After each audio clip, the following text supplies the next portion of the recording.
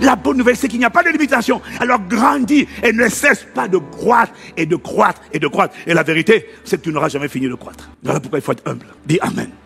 Quel que soit là où tu es, il y a une dimension de gloire que tu ne connais pas. Va plus loin, avance en eau profonde.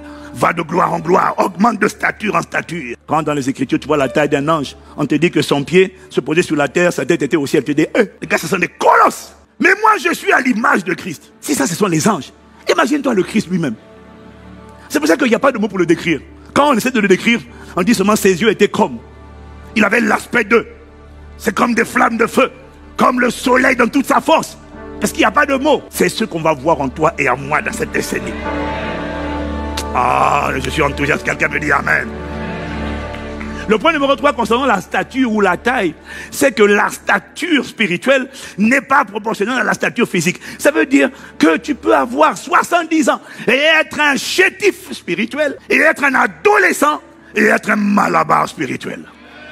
David avait 17 ans physique. Quand il a terrassé Goliath, je peux t'assurer que ce gars qui a terrassé Goliath, sa stature spirituelle n'était pas sa stature physique. Physiquement, il était blond, il était rouge, je ne sais pas comment il était, mais spirituellement, pour affronter Goliath, il fallait être un castard. Il n'y a pas de limite d'âge, et il n'y a pas de corrélation entre les deux. Quelqu'un dit Amen.